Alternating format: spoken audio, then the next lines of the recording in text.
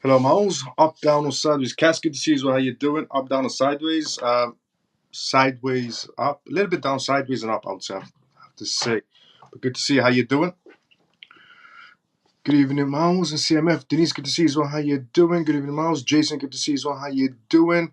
Um, Funky Brother, good to see you as well. How you doing? Good evening, Professor Miles. Cameron, good to see you as well, brother. How you doing? Pierce, good to see you as well. How you doing? George, good to see you as well. How you doing? Sorry about that. I was trying to log in at the same time so I could see the comment section on my side of the screen, so now I can see them. So if anybody did comment before that, I wasn't able to see it. Semper, good to see you as well. How you doing? Thanks, bro. No problem, Cass. Anytime.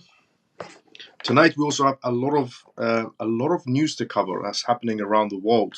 And the reason I logged on a little bit late was for some reason I was logged out of the platform that I use the most. So the platform that I'm using right now to multi-stream, for some odd reason I was logged out. My password didn't work. So I had to reset my password and then be able to log on to this live show. So sorry about that. I was really struggling on both channels. Yeah. Good evening, Miles and all CMF. Iman, good to see you as well. How you doing? YouTube and X. Yeah, no, it was on my side for some odd reason. I couldn't log in with my password, so I had to change it. But everything's back to normal now. How's everyone doing today? Iman, good to see you as well. How you doing? I'm doing great. How you doing, brother? Dennis, good to see you as well. How you doing? How you been? And thank you so much to everyone that's been retweeting the live show as well, getting some notifications. Thank you so much to everyone that's retweeting the live show right now on X as well. And tonight we have so much news to cover. There's a lot of things happening around the world regarding crypto platforms, regarding regulations, regarding the UK, the US, Binance, new companies entering essentially in the Bitcoin ETF atmosphere. We also have the EU news to cover as well. There's a variety of news to go through on tonight's live show. A lot of things happening around the world to go through. And how you doing, Miles? Good to see you. I'm doing great, Sam. Good to see you as well. How you doing? I usually start panicking when I cannot log into the live show, thinking I've missed the news. Let's go find you, brother. You haven't missed news. Don't worry about it. So before we start this live show, just like always, welcome to the CMF live show. If you're watching this for the first time ever, this is the CMF live show where we talk about what's happening around the world, we talk about recent news regarding technology news or crypto news, so crypto, CBDCs, blockchain, and politics, because it all rolls in together. And we also do Q&As, which means if you have a question, put it down inside the comment section. I'll be more than happy to answer any questions you may have. And a disclaimer of this live show, as always, is not financial advice, not political advice, and whatever I say is only for entertainment purposes. So, welcome to the CMF live show. If you're new and if you're regular, let's go CMF. And by the way, thank you honestly so much to everyone that's been retweeting this live show right now, straight off the bat. So, the first news to go from tonight's live show is regarding Binance. Binance is in a bit of a trouble in two scenarios. Now, everybody inside the crypto space is talking about how Binance is in some sort of a slight trouble regarding essentially their partnership that they have with DWF. But there's also another issue that's happening with Binance, and it's regarding the Canadian government. But now, before I read that, let me just go inside the comment section, just see if anybody else is tuned in. But that's the first news we're going to go from tonight's live show. Hey, Miles and CMF, how's everyone doing today? I'm doing great, someone. Good to see you as well. How you doing? Hi, Miles and CMF. Miles, somehow, when I checked my X account the other day, I wasn't even following you, but yet I have always followed you. Doesn't make sense. Maybe this happens to others as well. Maybe. I think so. I've seen some people refollow me again. Good evening, Miles and CMF. Reading forever. Good to see you as well. How you doing? But thank you for making me aware of that, Shelly. Good evening, everyone. Miles, hope your family's doing well. They're doing great. Thanks so much for asking. I hope your family's doing well as well. Hi, Miles and family. Troy, good to see you as well. How you doing? So, first news to go from tonight's live show is this. So we have the Binance and DWF situation, which everybody's talking about inside the crypto space, but nobody's talking about the other Binance news as well, which is this one. Binance slapped with a $4.4 million fine by Canadian government. Canada has imposed a fine against Binance, the world's largest crypto exchange, for running afoul of a nation's anti-money laundering rules last year. Per a public notice published on Thursday, the federal government said Binance didn't comply with their rules and registrations related to operating as a foreign money service business. The financial transactions and reports analysis center of Canada wrote. This is what they said, word for word. Binance Holdings Limited was imposed as an administrative monetary penalty of 6+ million Canadian dollars, which is relatively to $4.4 million, on May 7, 2024, for committing two violations. The violations were found during the course of the compliance activity in 2023. Aside from failing to register as an FMSB, the regulator said Binance failed to report the receipts of their large virtual currency transactions with a value exceeding 10,000 Canadian dollars. Now, yes, there was technically some regulations in place even last year inside the crypto space, and exchanges did have to report anybody, doing any sort of transactions above $10,000. However, Binance didn't report them, and it was a total of 5,902 transactions that Binance didn't report on between June 1st, 2021 and July 19, 2023. Every other transaction was reported on except the 5,902 transactions that weren't. The fine arrived just 2 weeks after Binance co-founder ex-CEO CZ was sentenced to 4 months in prison after failing to implement the adequate Know Your Customer KYC and anti-money laundering as well regime at his exchange. The founder and his company pleaded guilty to AML violations that was inside the United States in November, which after they agreed to pay a separate $50 million and a $4 billion fine as to essentially the US Department of Justice. Now, Binance's many legal troubles, Canada's fine, which is roughly equal to 4.4 million US dollars, marks another coincidental penalty against Binance associated with the number 4 during CZ's region of the executives often using the number as a coded message to encourage followers to dismiss negative rumors about his company, including those of the federal investigations. Indeed, Binance's legal troubles is far from over. The company is currently juggling a massive lawsuit with the Securities and Exchange Commission (SEC) for listing over a dozen alleged securities on its platforms. The firm's current CEO, Richard Teng, is also fighting with the Nigerian government to release one of Binance's executives who has been detained for over 70 days. In Canada, especially, Binance has already closed up shop due to its inability to meet the nation's regulatory high bar. A rival exchange, Coinbase, recently became the first foreign exchange to gain full license to operate within the country of Canada. That is all true, yes. Binance is still going through some difficulties, even though CZ is going inside for some prison time. Binance is paying $4 billion. Canada is now charging them $4.4 million for not reporting some transactions. And yes, Binance is also trying to get one of their employees out of Nigeria that was arrested in the Nigerian airport. Now, the scenario of that was a bit comedy. Nigeria's government invited the Binance executives to come to Nigeria. When they arrived in Nigeria, they were arrested at the airport and taken in. Now, Nigeria claims that they are not arrested, and but they cannot leave the country. So technically, they are arrested, and I don't know what Nigeria is on about. But for 70 days now, he's stuck in Nigeria, and the Nigerian government won't let him go. Apparently, the Nigerian government is asking for quite a lot of money from Binance, sort of like a hostage situation from Binance. But they're not letting go of the executives. But Nigeria is claiming, no, we're not requesting money. No, we're not holding them back and so on. But Binance is saying a different scenario of, yes, they are holding our employee, and yes, they are trying to bribe, try to get some money out of us. So it's a bit of an odd one, that one. But the next news to come on tonight's live show is regarding digital currency group revenue jumps 51% in the first quarter of 2024, despite GBTC outflows. Now, also to explain to you how that is some relevance to Bitcoin as well regarding Grayscale. But before we read that, let's go inside the comment section. Free and Forever, good evening, Miles and CMF. Free and Forever, good to see you. How are you doing?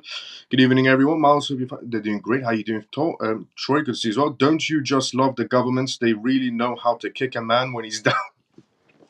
Recording CZ, yeah. Good evening, Miles and CMF. Or good to see you as well. How you doing? Yeah, what they're doing to CZ is not right in any sort of a way at all. Now, the next news. Digital Currency Group revenue jumps 51% in the first quarter of 2024 despite GBTC outflows. Digital Currency Group DCG saw a surge in revenue in the first quarter of 2024 driven by the recovery of the crypto markets. The Crypto Congress revenue jumped 51% year over year to $229 million.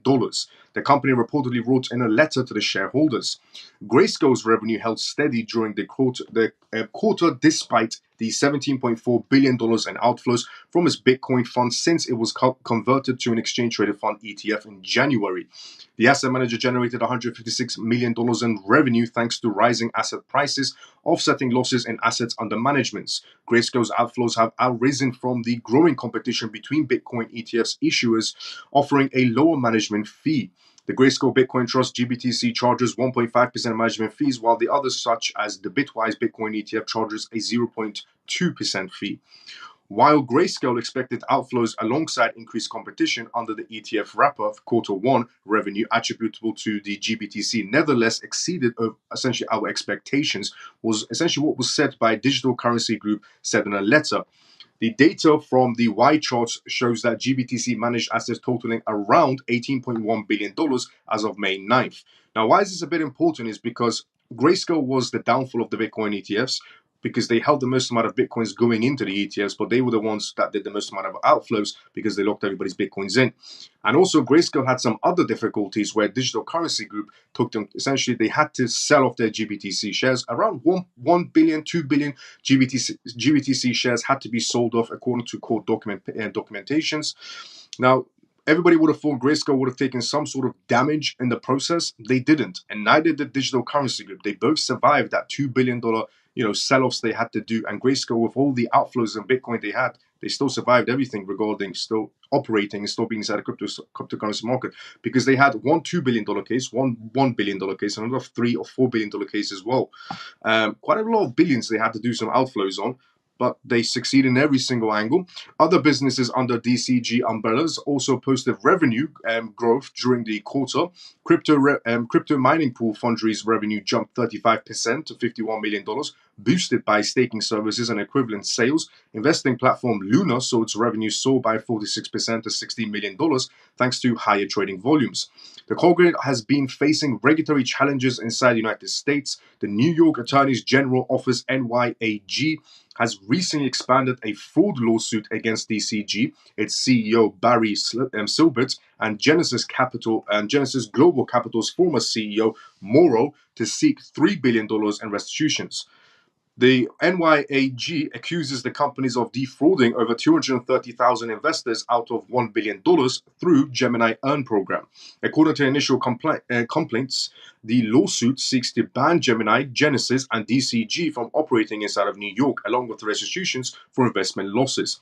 So this is what I was talking about regarding the $3 billion situation as well with DCG. Now, it seems like, Gemini is no longer going to be able to operate inside of New York, and most likely other states as well will follow in suit. DCG won't be able to operate either, and neither will the Genesis either. So Gemini, Genesis, and DCG looks like they're not allowed to operate inside of New York anymore, which means their crypto services will come to an end, most likely very soon. Now, next news to go from tonight's live shows regarding Binance. How Binance refutes the DWF Labs accusation of market manipulation amidst regulatory scrutiny. Binance is getting hit at every single angle. The Canadian government coming after them quite recently. Well, today the news came out regarding $4.4 million. They want to fine Binance, and then you have the $4 billion fine, and then you have CZ going to prison, the $50 million fine, and now we have the DWF situation behind Binance. From every angle, they're trying to get to Binance in some sort of a way. But before we read that, let's go inside the comment section just in case anybody's got any comments to go through as well. And by the way, if you're watching this, I read everybody's comments one by one. So if you have any questions, put it outside the comment section. Hello, Miles. Lena, good to see you. So how you doing? Orphan, let's go. Good evening. Hello, Miles. Have you checked the legitimacy of Belt and Road blockchain news on CFX? The official USA government Congress website lists CFX as a blockchain of foreign advisories. I didn't get a chance to, but I'll check it out after this live show. Rubina, sorry about that. I was quite busy, but I didn't get a chance, but I'll definitely check it out after this live show. If you just message me on X, so it comes up as a notification for me as well, I'll get back to you today after the live show. Sorry about that. Now, Binance. Binance refutes DWF Labs' accusations of market manipulation amidst regulatory scrutiny.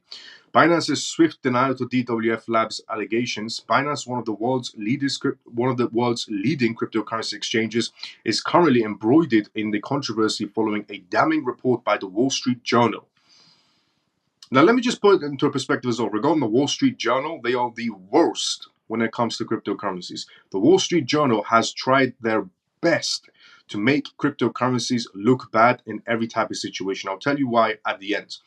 The report alleges that Binance dismissed an employee from its market surveillance team who discovered evidence suggesting market manipulation activities by DWF, notably involving a pump and dump scheme and wash trading. So apparently, according to Wall Street Journal, there was an employee in Binance that found out that DWF was doing some dodgy behaviors. The employee told Binance, and Binance fired the employee, according to the Wall Street Journal. the accusations of a $300 million in wash trading. According to the Wall Street Journal, the surveillance team at Binance had pinpointed various incidents of market manipulation by VIP clients, including a alarming $300 million attributed to DWF Labs. The activities reportedly involve manipulating the price of cryptocurrencies, such as the YGG token, clearing, breaching Binance terms of services. Binance fired the head of surveillance after he flagged DWF as suspected market manipulation, sources say. By sources, they mean the Wall Street Journal. Despite the team's recommendations to expel DWF Labs from the platform, Binance instead initiated an internal review of surveillance team's findings. The outcomes of the led to dismissal of the team's head, citing insufficient evidence to support their claims against DWF Labs. So Binance, essentially the Binance head found out that DWF is doing some wash tradings in between of Binance and pumping up YGG tokens. And when this employee again, went to Binance decided to fire the employee instead of listening to them. All of this is according to the Wall Street Journal. DWF Labs defense against allegations. In the wake of these allegations, DWF Labs has furiously defended its reputation through a statement released on Telegram. The firm centered essentially the Wall Street Journal report, labeling the allegations as unfounded and not accurate. DWF Labs highlighted its commitment to ethical business practices, transparency, and compliance, underscoring its role in supporting over 700 companies within the crypto ecosystem, which is true. Do you see maybe why the Wall Street Journal is trying to go after DWF? The Wall Street, as I said before I read out the article, I said the Wall Street Journal has always been against crypto. And I said I'll explain at the end of the article why the Wall Street Journal has always been against crypto. And there are some indications to show that. And now the Wall Street Journal writing this article saying our sources, which is them, which is the Wall Street Journal, that's their own source. They're going after a company that is, quite massive inside the crypto ecosystem by investing into crypto projects. About 700 companies they're invested into, all inside the crypto ecosystem. Binance track record and regulatory challenges. Despite the current allegations, Binance has noted a history of enforcing its trading rules scrutiny. The platform revealed that it had previously removed over 355,000 users for violations of its terms, including a cumulative essentially transactions volume of $2.5 trillion. Furthermore, Binance's recent interactions with US regulators resulted in a substantial $4.3 billion settlement over various charges, including operating without proper registration and inadequate controls over market manipulation. In response to the Wall Street Journal, we affirm our strict market surveillance program. We do not tolerate market abuse. Over the last 3 years, we have offboarded nearly 355,000 users with a transaction volume of more than $2.5 trillion for violating our terms to use. The broader impact on the crypto market. This controversy arises at the turbulence time where cryptocurrency markets, which has seen its heightened regulatory scrutiny worldwide. Binance's ongoing legal battles and its efforts to maintain compliance and transparency of being closely watched by investors and regulatory bodies alike. The outcome of this dispute could have significant implications for Binance's operations and the broader cryptocurrency landscape, highlighting the ongoing challenges faced by major players inside the industry in balancing growth and regulatory compliance. So, Wall Street Journal is trying their best to always make crypto look bad, and they've decided to go after DWF. Now, what they could be saying could be true. There's a possibility of, what the Wall Street Journal is saying is true. But the Wall Street Journal has a track record of just spewing complete lies about the crypto space. And then you have Senator Elizabeth Warren also using the Wall Street Journal as evidence to go inside of Congress and say, look, this is why crypto is bad. The Wall Street Journal has written articles about how crypto is more used.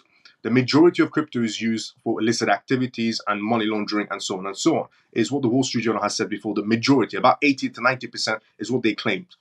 And then you have Senator Elizabeth Warren using this evidence as she thought it was evidence inside of Congress.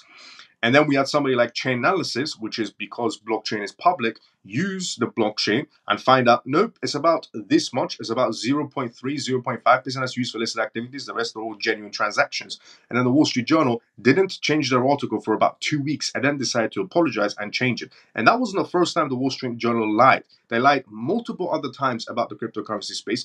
And then the only person that always, for some oddly reason, uses the Wall Street Journal as evidence to say why crypto is bad is always Senator Elizabeth Warren. She's the only one that always uses Wall Street Journal as some sort of evidence.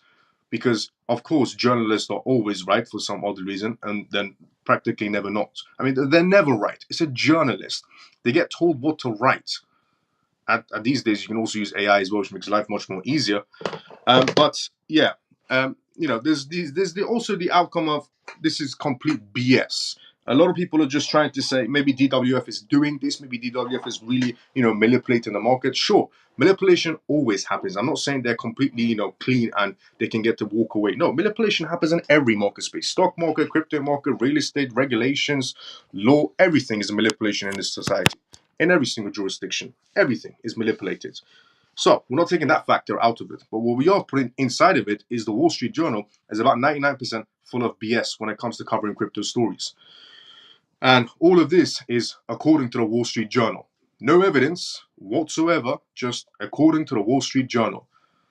That's as reliable as a thin piece of toilet paper when it comes to Wall Street Journal. Honestly, it's as reliable as a thin piece of toilet paper. Now, the next news to go through on today's live show is this. UK moves to regulate crypto staking and stablecoins, aiming to boost its global finance hub status. Now, before we read that, let's just go to the comment section as well. Miles, can you advise, is Binance safe? In my opinion, it's still good to go. What is happening on May 20th regarding Ripple versus SEC case? Well, we do have, maybe some news can come out of it around May 20th, but most likely probably 2 weeks after. It'll probably be 2 weeks of silence and then sudden news. So people are expecting essentially around May 20th to, get some major news coming out of it. And I hope we do, but most likely it will be quite silent for about 2 weeks minimum before some news comes out. And Elizabeth Warren is a moron. She is clueless. It's all funky brother sense in the comment section. And is Binance safe? As any other exchange. They're as safe as any other exchange. But always keep your assets cold storage wallet. Always cold storage wallet when it comes to cryptocurrency assets. You want to use an exchange only for buy and sell is what I do. Not financial advice in any sort of way, but I only use exchanges for buy and sell, never to keep assets on them. Now, UK moves. I was thinking that as you started reading it out at Wall Street Journal. Yep, let's go, Shelley. Honestly, Wall Street Journal, absolute joke. UK moves to regulate crypto staking and stablecoins, aiming to boost its global finance hub status.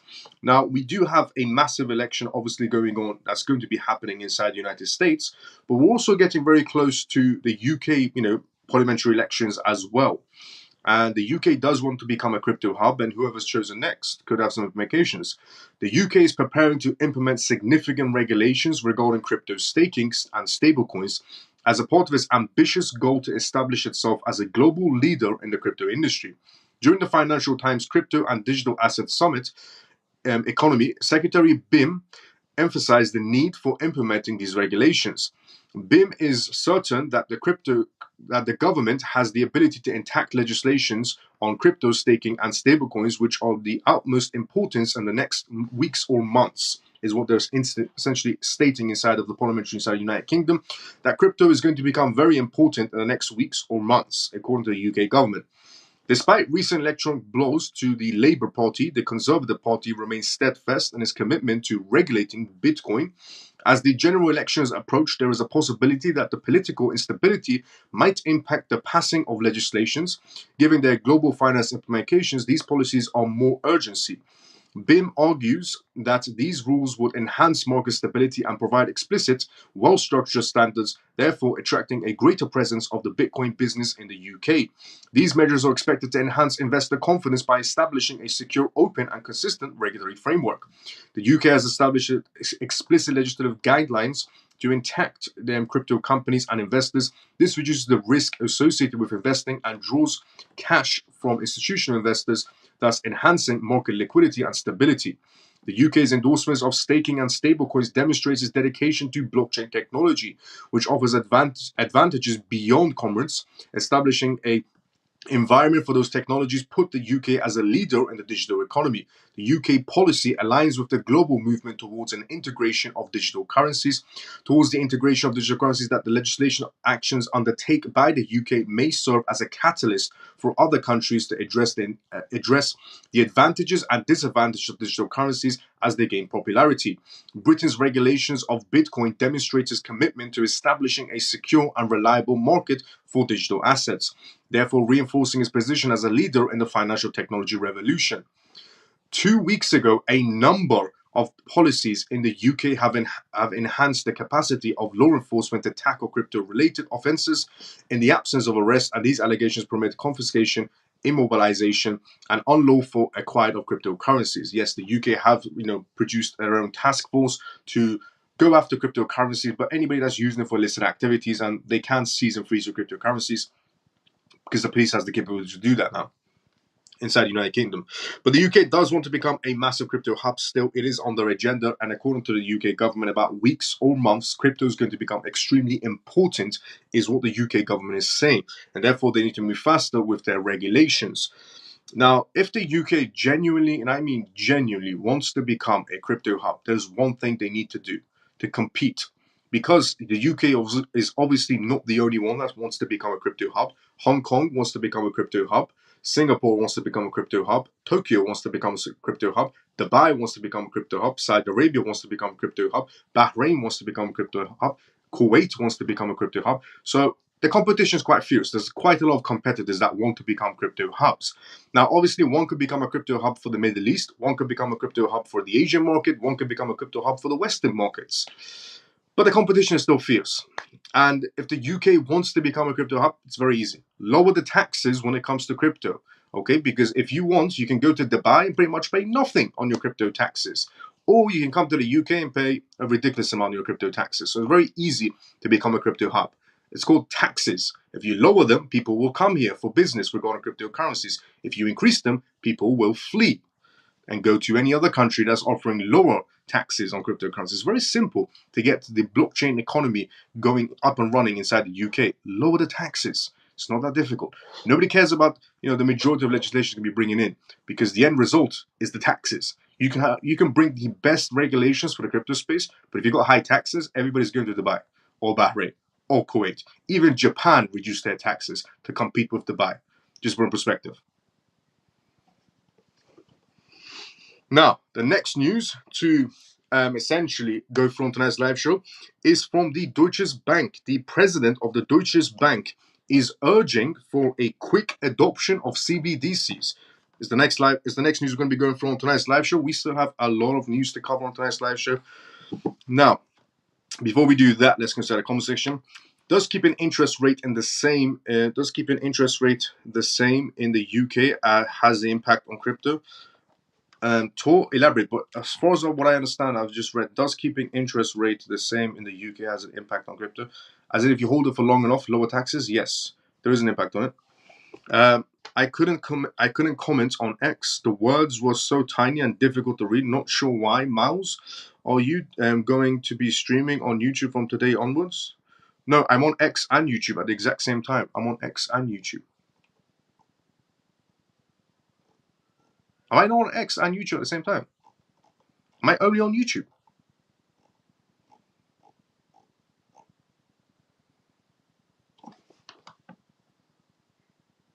I'm on X and YouTube.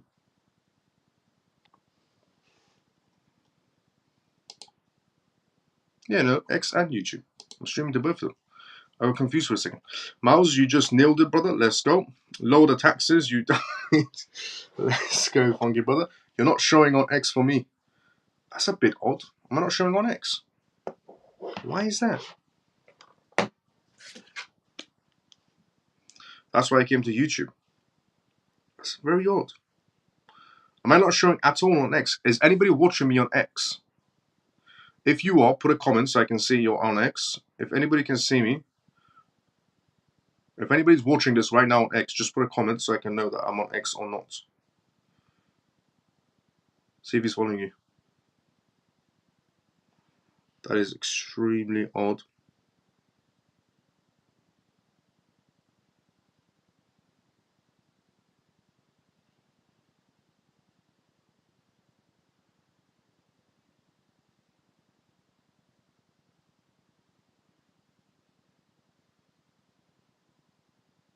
Yeah, no, I'm on both. I can see here. I'm on both. I'm on live on both. For a second, I was very confused. Yes, you are. You're on both. Yeah, I'm on both because I just went on X and I'm on both. Okay, going back to the live show. Apologies about that, everyone. I thought for a second we're not showing on X because we're supposed to be live on both of them. I can see you. Let's go, Patricia. Yes, you are on both. Seems to be okay now. I don't know what happened there, Miles. Yes, on both. Let's go. Thank you for that, Patricia. See if he's following you. Good point regarding what Shelley said.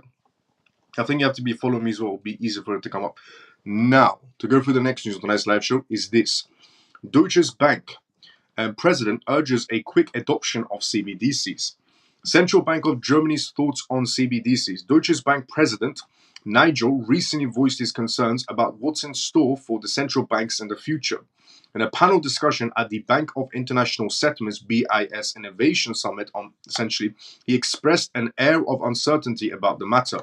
Nigel recounted that if he were to be asked about the resiliency of the central bank business model around 2 decades ago, he would have confidently affirmed its solid foundation. However, present advancements have led him to question his outdated beliefs.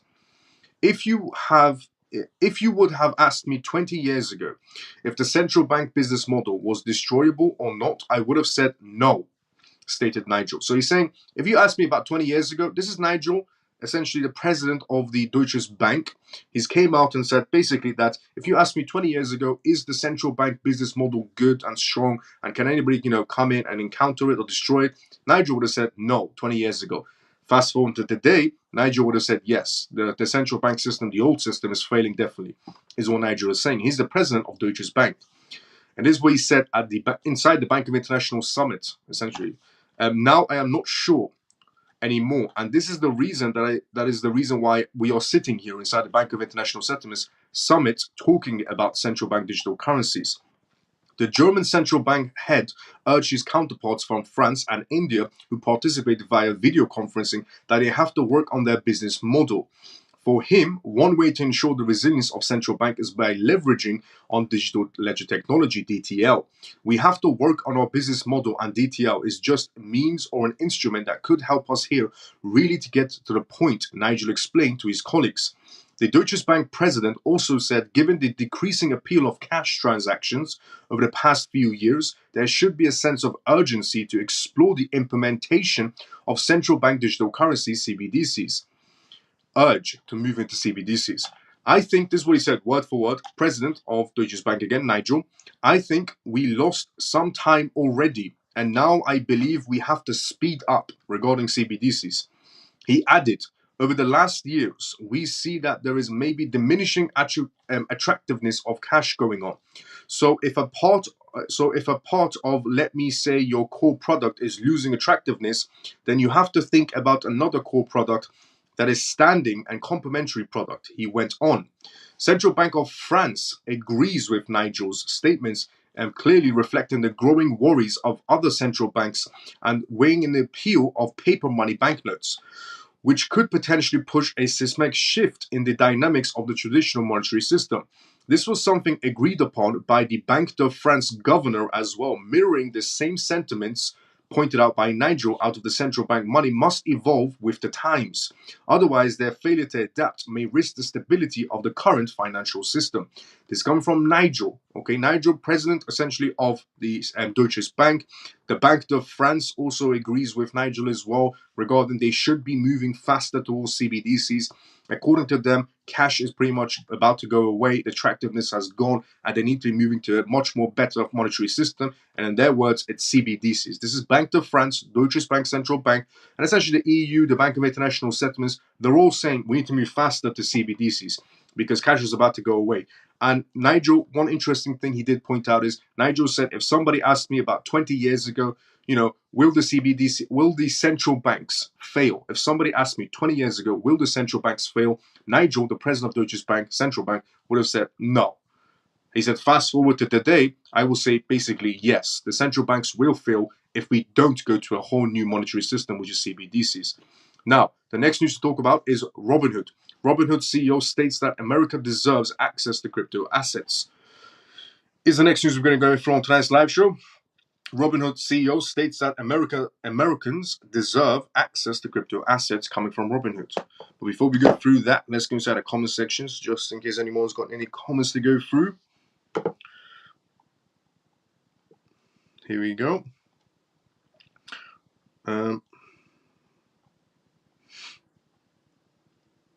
You see, yes, you're on both. Seems to be okay now. Seems to be okay now. I don't know what happened there, Miles. Yes, on both. Yep. Strange. You're all live on X. Yep. X is lagging. I can see you on X, but can't comment. There are no comment sections even when I touch the screen. X is not working on Samsung for some reason. Working okay on my Samsung is what Patricia's saying, and on my iPhone X will not let you comment. Can anyone else confirm that they have trouble with X on Samsung phones? X likes iPhones. Is what Carol said. Carol's on an iPhone, so she always she has the I don't know what it is with X and with iPhones. It only works on iPhones, and some Samsungs for some reason, and some Android phones on live. Only iPhones can comment on X. My X on Samsung is not working. Miles, off topic. I'm about to start driving. I have a question about LimeWire. Do you see the music industry adapting to tokenization from artists instead of signing with, say, Sony or like? Good question, Shelley. There's a possibility. Is this why somebody asked me about LimeWire yesterday as well? Somebody said, and obviously, most people probably don't know what LimeWire is, and the recent generation only know what LimeWire is because of cryptocurrencies. But a very, very long time ago, back in the day, as you would have to say, LimeWire was a very good platform. It was alongside Napster, essentially, at those times. But fast forward today, LimeWire is its own blockchain, essentially, its own cryptocurrency. Shelley, good question regarding LimeWire. Maybe it could do well if they start tokenizing music. I think it's definitely going to be the future regarding music being tokenized. I do see that happening, definitely. Interesting way to look at it. There could possibly be a way for it to grow eventually, definitely. And yeah, tokenization and regarding NFTs and so on when it comes to artists, yes, I definitely see that happening. So yeah, there's a possibility for LimeWire probably doing well then. Good way to question it. I didn't think of it that way. Emon, well, I can never comment on X with Samsung. I just go on YouTube. So good question. Like, is this a platform they would use? It could be eventually. There could be a platform they would use, Shelly, regarding LimeWire. Yes, my Samsung doesn't let me comment on X. That's why I'm on YouTube. I'm Apple, and I can't see the comment section either. So Shelly's using iPhone as well. I think it's just X in general, maybe. iPhone 14 Pro Max is not working either.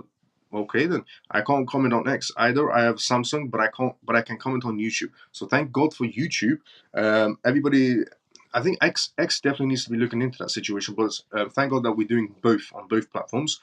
The live show can't comment on the iPhones. I also not able to get the chat box messaging on X. I just went to X and it's slowed. You're not live. It showed you're not live.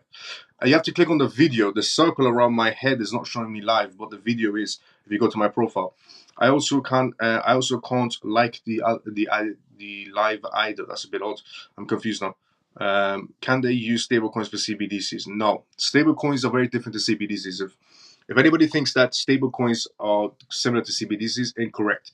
CBDCs are very, very extremely programmable.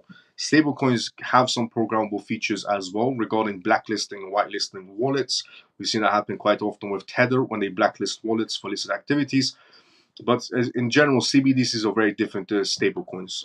Stablecoins don't have some other features that CBDCs have, and therefore stablecoins can be used on markets for exchanges.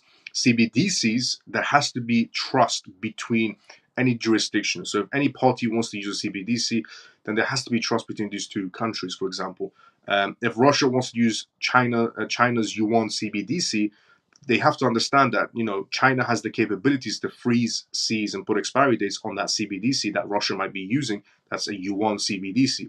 But with a stablecoin, they don't have those capabilities. They have some, but not all. So there's a major difference between stablecoins and CBDCs. One is fully programmable. The other one is partially programmable. So very different. CBDCs and stablecoins, they're very different. Good evening, Miles and CMF. Good to see you as well. How you doing? They have similarities, but they're also very different in every aspect. I watched the live later yesterday, and someone mentioned it. That's why I asked. And we used to get a circle. Now it's like a little rectangle, and it doesn't have the capabilities. Jumped over to YouTube. Can't comment on X. Happy Pisces. Good to see you as well. How you doing? We have been evicted by Elon Musk. No, we haven't. We haven't been evicted. It's just X probably has. And I think it's this platform as well. Sometimes this platform, even today, the platform that I'm using right now logged me out by mistake, and I had to change my password to be able to log back in. I think that's why it's happening, because this platform is broadcasting to other platforms. I think maybe that's where the issue arises from. So, next news to go from tonight's live show is this. What's up, Miles? What's up, CMF? What did I miss? Kerry, good to see you. How you doing? Kerry, for the love of God, please do not open your phone and put it inside your pocket, just in case you ban someone by accident. Good to see you, brother. How you doing? And we went through quite a lot of news. At the end of the live show, I'll explain all the news. I'm okay on X with Samsung. Let's go, Viv. Now, Robinhood is the next news when we go from tonight's live show, okay? Robinhood CEO states that Americans deserve access to crypto assets.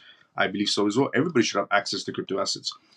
Vlad, the co-founder and CEO of Robinhood, stressed in an interview that cryptocurrencies are becoming more important to Americans due to their easy accessibility. Vlad observed that users must have access to crypto assets and criticized the current regulatory environments inside the United States. He revealed that his firm met with the Securities and Exchange Commission (SEC) 16 times and engaged discussions before regulators issued a Wells notice to Robinhood for alleged securities violations. They did the exact same thing with Ripple Labs, not the 16 times, but Ripple and the SEC had multiple meetings back to back, and then suddenly the SEC decided to sue Ripple. Same situation with Robinhood. As you can see, they had 16 times the SEC and Robinhood had conversations together. All of a sudden, they decided to send them a Wells notice.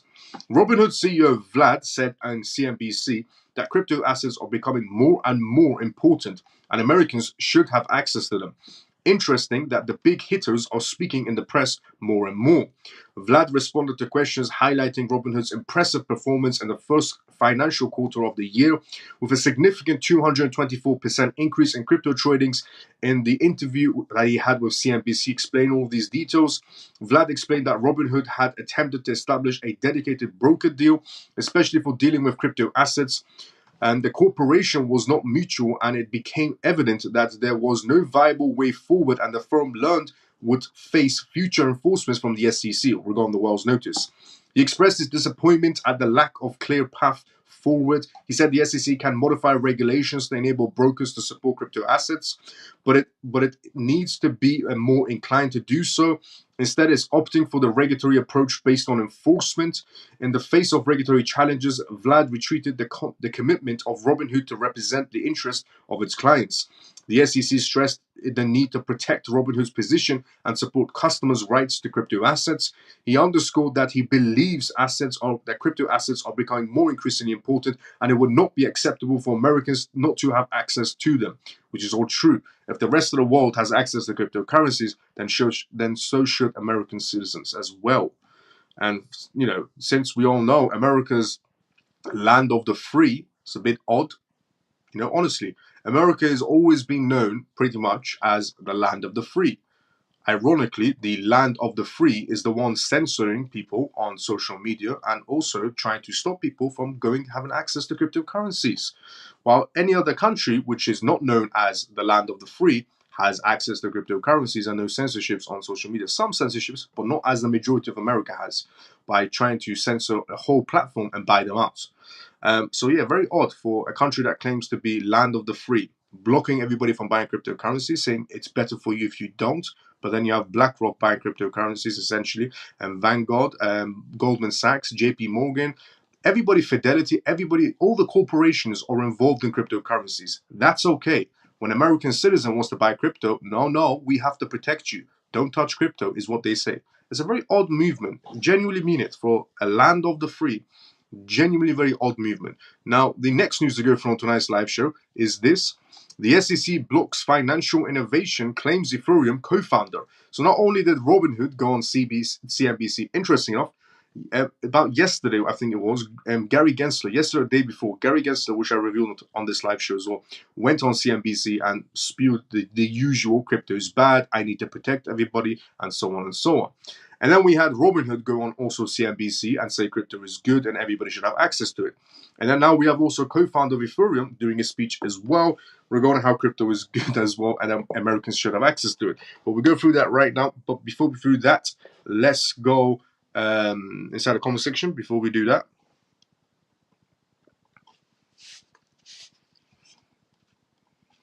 So, can't type on X. YouTube is the best. You can listen to Miles and check crypto bubbles at the same time. Let's go talk. I have the pink live circle around your profile pic, but still can't comment. Okay. Miles, do you consider that they will use CBDCs to introduce the general public to crypto? Yeah, they know the other way around. So what Iman said is a good question because it's the other way around though. So Iman has just said inside the comment section, Miles, do you consider that they use the CBDCs to introduce the general public to crypto? Incorrect. It's the other way around. They actually introduce cryptocurrencies to get people, into cryptocurrencies so they can get them interested into CBDCs. Because as I said before, nothing is a coincidence in this world when it comes to a corporate section. There's no way you would possibly think that BlackRock was surprised by Bitcoin or was surprised about cryptocurrencies and blockchain technology, okay? BlackRock, Vanguard, Fidelity, Goldman Sachs, JP Morgan, you name it, HSBC Bank, IBM, Google, Meta. The list goes on. If you think for a second that the retail section knew about crypto and decentralization and centralization and blockchain before those mega corporations that are about 1,000 steps everybody else, you must be mistaken, because they don't get surprised. The retail section gets surprised about new technology. They're the ones that are producing the backbones, essentially. They're the ones that are funding projects and so on and so on. The idea basically seems to be that because everything is coordinated inside the corporate sector, and I'm from the corporate sector as well, as I said previously, that to me, it seems more like they wanted it because the documentations are there as well from the Bank of International Settlements, the International Monetary Fund. All those documentations are there regarding even even if you go to the Bank of England, you could check out the PDF documentations of when they got involved in blockchain technology. There's a study test paper in the Bank of International Settlements from the 1980s labeled eCash 1 and eCash 2, just to go even further back of how much they knew about this era of blockchain technology back in the 1980s. Back in the 1990s, I think it was actually the Bank of International Settlements. eCash 1 and eCash 2. But it seems more to me, that they wanted everybody to shift into cryptocurrencies, the ones that did, so they get people used to the idea of this digital currency world. So when CBDCs come out, it's more balanced, essentially. So it's the other way around regarding your question of, Miles, do you consider they will use the CBDCs to introduce the general public to crypto? Other way around. They're actually using cryptocurrencies to introduce the general public to CBDCs. Other way around. So yeah. They're actually using cryptocurrencies to introduce CBDCs to the general public. There's no way in how anybody would, with some sort of brain cells, would think, these massive corporations are surprised by, blockchain technology. When you have a 1990s documentation paper from the Bank of International Settlements stating eCash 1, eCash 2, talking about this era of blockchain technology. They don't get surprised. We're the ones that always get surprised by this new technology. Who do you think produces it? Who do you think essentially launches it? Who do you think funds it? And who do you think markets it? Now, so before we read the next news, which is the SEC blocks financial innovation, claims Ethereum co-founder. Miles, Elon likes some of us. Let's go, Cal. And what up, Miles and family? Hope is all well though. Tapping on the desktop today. Let's go, Ray. How you doing, brother? Let's stop the favoritism. Double standards, hypocrites. Now, SEC blocks financial innovation, claims Ethereum co-founder. At a recent crypto asset summit in London, Ethereum co-founder Joseph Lubin accused the SEC Securities and Exchange Commission, SEC, of deliberately hindering financial innovations to protect traditional financial systems. Lubin's firm, Consys, has initiated legal action against the SEC following a Wells notice, signaling a deepening rift between regulatory bodies and the cryptocurrency sector. Consys CEO criticizes SEC's tactics. During his address, Lubin criticized the SEC's approach of using sanctions to instill fear and uncertainty inside the cryptocurrency industry, a strategy that might push his company to relocate operations abroad. He asserted that the SEC is treating Ethereum as a security without proper communication, a stance contradicting the Commodities Futures Trading Commission (CFTC) earlier classification of Ethereum as a commodity. That is true. The CFTC did say that Ethereum is a commodity and not a security. The chairman of the CFTC. Implications for Ethereum and ETFs. The ongoing dispute also touches on the approval process of Ethereum's spot exchange traded funds, ETFs, with Lubin suggesting that the SEC's actions are strategically timed to defend any potential decisions to reject these ETFs. He indicated that the SEC is likely wary of the significant capital inflow that could follow Ethereum ETF approval, similar to what occurred with the Bitcoin spot ETFs. Users regarding usable inferences. If Congress wins its lawsuit, it could set a precedent benefit regarding the broader crypto and tech sectors inside the United States. A rejection of Ethereum ETFs by the SEC could suppress not only Ethereum's potential, but also the broader technological adoption and innovation. So these are scenarios that could happen. Regulatory clarity could lead to increased investment and innovation within the cryptocurrency sector. Lubin also voiced concerns over the potential impacts of decentralized finance on traditional banking, implying that the SEC conservative stance on innovation might be influenced by a desire to protect the financial institutions. The outcome of the Congress legal battle against the SEC could have far-reaching consequences for the interactions of technology and regulations inside the United States, potentially altering the landscape of digital finance and innovation. So, co-founder of Ethereum is going heavy-footed on the SEC. These are all the things that he said and pointed out at a crypto asset summit in London recently. Ethereum co-founder talking as much as possible he can regarding how the SEC is trying to stifle operations and is actually helping their counterparts, which is the financial institutions, boost up while the retail sections struggle, essentially. BlackRock going heavy-footed into tokenization, and blockchain in general. JP Morgan going heavy-footed into tokenization and smart contracts in general. JP Morgan essentially doing it. BlackRock's doing it. Fidelity's doing it. Goldman Sachs is doing it. The list just goes on. The amount of corporations that are coming inside the crypto sector, perfectly fine. Everybody else inside the retail section is struggling because Gary Gensler cares too much about you. Ironically, the reason why the crypto section for the retail section is a bit suffering is because Gary Gensler cares too much. I personally wish that Gary Gensler will care less. Honestly, if he's really trying to protect us that much, care less. I don't want your protection. I don't think anybody else inside the United States wants Gary Gensler's protection. Please, for the love of God, Gary Gensler, care less. Nobody cares about you. Bloomberg is the next news to go through. Bloomberg analyst reveals the real hidden reason for Gary Gensler's Ethereum futures ETF withdrawals. That is true. Grayscale recently did remove their Ethereum futures ETF and with no reply whatsoever. They didn't say the reason why they removed their ETF application, their Ethereum futures ETF application recently. They did not say whatsoever, but we'll go through that right now. But before we go through that, is any comments in the comment section? Thank you. Emon, no problem, anytime. Now, this is it. Bloomberg analyst reveals the real hidden reason for Grayscale's Ethereum futures ETF withdrawal. So in a recent development, Bloomberg ETF analyst Eric. Now, Eric has been quite right on market movements, to be honest. So Eric, Bloomberg ETF analyst, contradicted Grayscale's CEO Michael optimistic outlook regarding the approval of Ethereum spot ETFs. He previously expressed his beliefs that these ETFs could gain approval in May. That is true. Grayscale did come out and essentially say that these ETFs could be approved in May, but now they've withdrawn their application. This is a bit odd. But Eric has a different perspective. I disagree with the presenter as always. So it might happen at some point, but I don't think it's within a year. Eric also added that any rejection and elections in November are important variables that could change the outlook, which is true. The American elections that's coming up is massive for the entire world. You might think because it might be important for the United citizens, incorrect. And just to point out again, coming from the Bank of International Settlements and the International Monetary Fund, this is what they said, and I reviewed this a few nights ago on this live show.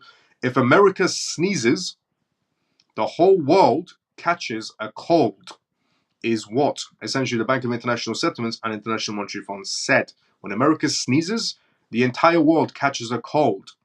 Everything they do, they point, things happen, let's just say. Everybody was working with Binance. They went after Binance. One by one, every country started rejecting Binance. Before that, everybody was working with Binance.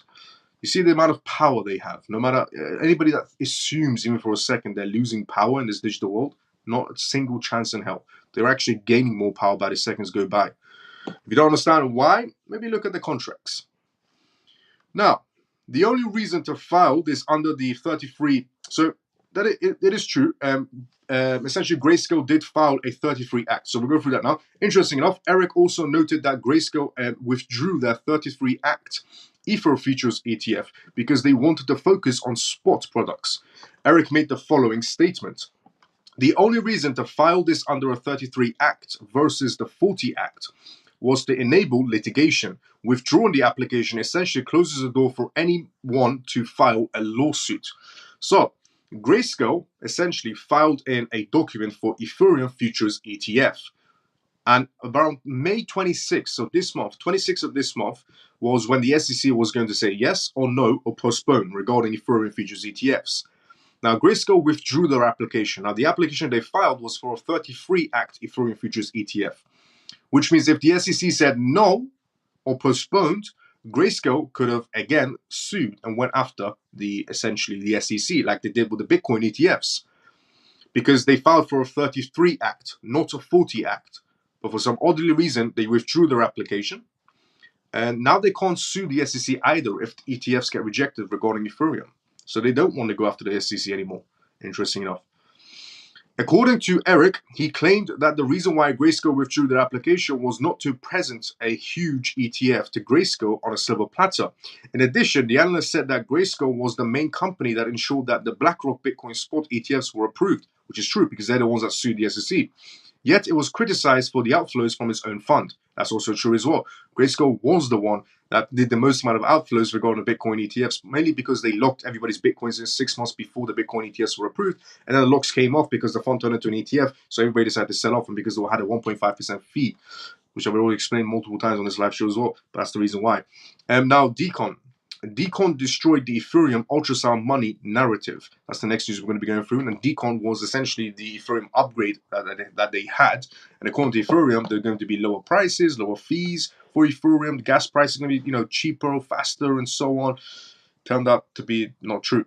But we'll go through that right now. And something else is happening regarding Ethereum we have to talk about as well, regarding that Decon upgrade. Apparently, it's destroying the Ethereum ultrasound money. That's according to data and analysts. But we'll go through that now. Before we do that, let's go to the comment section. Miles, is there so many coming back from America? It must be bad there. Miles, there is so many coming back from America. It must be so bad there. Hello, Miles and CMF. Mav, good to see you. How you doing? The media is not showing the amount of people losing their homes or jobs. It's true. The media always does, only show some stuff that's happening around the world, not everything. Now, Decon destroyed the Ethereum ultrasound money narrative. Crypto analyst platform are now disapproving the idea that Ethereum's ultrasound money, especially after advocating the highly anticipated Decon upgrade in mid-March that happened, is not really going well for Ethereum. Analysts observed that the hard fork has slowed the number of coins going to the furnace. According to Ethereum, is now accordingly, Ethereum is now more deflationary, essentially more inflation going on, considering the rising daily supply over the past weeks. The impact of Decon on gas fees. Analysts say the Decon upgrade was one of the major updates after the merge. With Decon, Ethereum developers introduced a protocol dog shedding for more efficient and cheap transactions processing, especially by layer 2 platforms like Arbitrum. Besides helping reduce gas fees for layer 2 solutions, the update enhanced the mainnet scalability accordingly to the primary layer that could handle more transactions without congestion or gas fee spikings. Though layer 2 gas fees have drastically fallen, actively on Arbitrum, Optimism, and Base have registered more activity. However, the problem with lower gas fees from layer 2 transactions, which are bundled and confirmed mainnet, means Ethereum is now increasing fewer coins. As such, Ethereum gradually becomes inflation after months of supply reduction, reflecting the adoption of mainnet and off-chain solutions. The rate which Ethereum becomes deflationary pre-Decon meant the ultrasound money narrative was valid. Due to the rapidly falling supply, Ethereum like BTC or gold could become a store of value. So we're getting to a point where something I said, and I'm guessing a lot of people inside the crypto space said, that Ethereum is a terrible idea for money, but a good idea for store of value, just like Bitcoin. So they're saying the idea of ultrasound money for Ethereum has pretty much collapsed. The idea has gone away now because of the Dcoin upgrade. Basically, Ethereum has just become a store of value moving forward. It cannot and should not be used for money purposes, only for store of value and good for smart contracts to build on. Ethereum is becoming inflationary. Study. Data now paints a concerning picture. A report found that shrinking gas fees from layer 2 platforms translates to lower Ethereum being taken from supply. This structural shift, researchers discovered, means that Ethereum supply is no longer decreasing as rapidly as before. In their assessment, they noted that the recent days the Ethereum supply had been growing at a much more faster daily rate since the merge. At this pace, if the rate of Ethereum burning continues to drop, Ethereum may no longer be on track to become deflationary. It will be especially so if actively shifts, and has been the case, to a competition, low fee and scalable networks like Solana and AVAX. So essentially, Solana and AVAX will become better solutions. Falling Ethereum and Bitcoin prices further exaggerates the burn rate as well. Whenever price crumbles on-chain activity, it tends to contract sharply over time. It's because Ethereum is still expensive, but the layer 2s, because of the Dcoin upgrade, has become very cheap. So transactions on layer 2s, because of the Dcoin upgrade on Ethereum, have become extremely cheaper, which means less Ethereum is being burned in terms of that situation, which means Ethereum is not burning at the rate it should be, and which means Ethereum is better to stay as a store of value rather than ultrasound money, in a very simple term. Now, the next news to go through is this. SEC has taken a too expensive a view of crypto, says former commissioner. A former SEC commissioner has came forward and decided to say, basically, the SEC has decided to take the expensive route rather than the regulation route, which is waste everybody's taxpayer money. But we go through that right after. If there's any questions at the comment section, and we're good. So, the SEC. The SEC has taken too expensive a view of crypto, says former commissioner. Troy, who served as a commissioner at the United States Securities and Exchange Commission, SEC, from 2008 to 2013, suggested that the regulator might be overreaching on what digital assets considered securities are. Speaking at the Tokenize This 2024 conference in Miami on May 9th, the commissioner said the SEC chairman Gary Gensler seemed to suggest that the commission had clarity on views of what constituted as securities under the Howey test. However, he said that there was still a jurisdictional question the SEC needed to address on digital assets. This is what he said, word for word.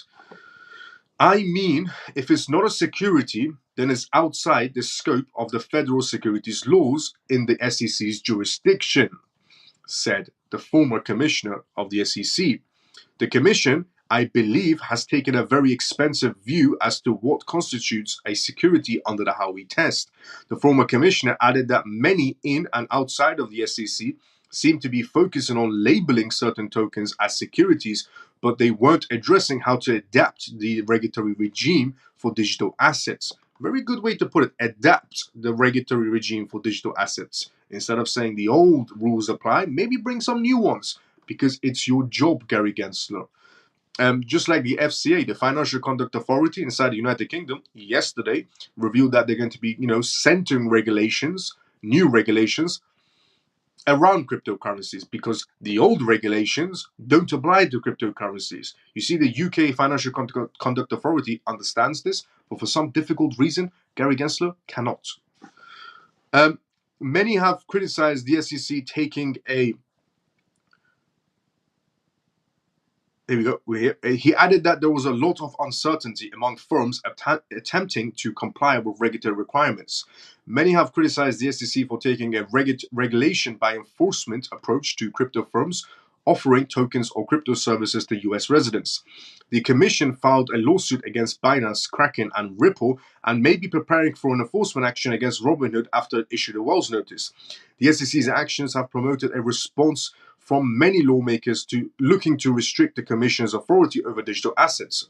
On May 8th, a majority in the US House of Representatives voted for the resolution of overturning an SEC staff accounting bulletin on banks' customers' digital assets.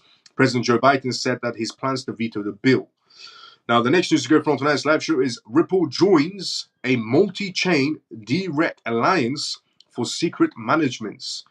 Ripple has joined Hedera and Algorand as the founding partners. We'll go through that right after I go inside the conversation, just in case anybody's tuned in. Hi, Miles and CMF. Mike, good to see you. So how you doing? So, this is the recent news now. Ripple joins multi-chain DREC alliance for secrets managements.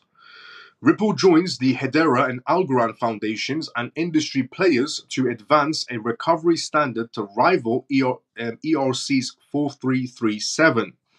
Ripple is among the new members onboarding the Decentralized Recovery Alliance, DREC, an industry organization seeking to create a simplified, standardized secret management system. It brings the XRP Ledger Labs with it and joins Algorand and Hedera and members of their ecosystem, among others. DREC is developing a tool to make Web3 more accessible by providing open source management for secrets, such as digital assets, accounts, keys, passwords, photographs, and other digital material that will not require the high level of their user sophistication necessary today. The DREC app would simplify storage and provide the means of recovering information in case of the device is lost. It was intended by Hedera's co-founder, Lehman Braid, and debuted in January. The DREC app allows users to select helpers who will hold encrypted fragments of the user's secrets held in a library file. It hopes to introduce helpers as a service in the future. Helpers will not have access to fragments, although the organization notes that it is liable to 51% of the attacks. If less than half of Alexa's hypothetical situations, helpers will collude, the helpers would still be unable to access the vault. The DREC app is setting itself as an alternative to Ethereum's ERC 4337 smart obstructions introduced in March 2023. Polygon, Optimism, Arbitrum, BNB Smart Chain, Avalanche, Genesis Chain, and among others, the Ethereum virtual machine compatible networks that can use that standard. Besides being available to other blockchains, the DREC app also claims to be able to hold secrets of any type, whether on-chain or off-chain. In addition, its use would be untactable and the identities of the helpers could not be discovered. Ripple X Senior Vice President Marcus commented, "Together we recognize how users manage their private keys, representing a major step forward for user security and adoption, not just for the XRP Ledger users, but for everyone inside of crypto." Ripple joins the Algorand Foundation, Hedera affiliated Swindler's Lab, and Ripple associated XRP Ledger Labs as founding members of DREC, given it a seat on its technical oversight committee. Besides three major blockchain organizations and their affiliates blockchains enabled healthcare networks, Acro, industry service providers, the building blocks and bank social wallet infrastructure provide Blade Labs, the Casper and Consultation blockchain foundations, and key backup and recovery solution providers, Revive Labs, are essentially all members of essentially DREC. Now, I did mention that inside the World Economic Forum at the beginning of 2024, Hedera was there, Ripple was there, and so was Stellar Luminous. And I did say that Brad said somewhere down the line, there could be a possibility of Hedera and Ripple coming together to build something, to work on something with each other. Seems to be it's starting the partnership between Hedera and Ripple in some sort of a way. Well, Hedera and XRP Ledger, but Ripple in general. The next news to go from tonight's live show is this: 4 ways JP Morgan, BlackRock, and others are targeting the $14 trillion tokenization opportunity. On tonight's live show, we're going to go through that. But before we do that, let's go inside the conversation just in case anybody's put some comments. Honestly, how does Gary Gensler, Mr. Burns, still even have this job, though? Which is a great question. We don't know. I'll be honest, regarding Gary Gensler, why he still has a job, nobody knows. He's a good time waster, and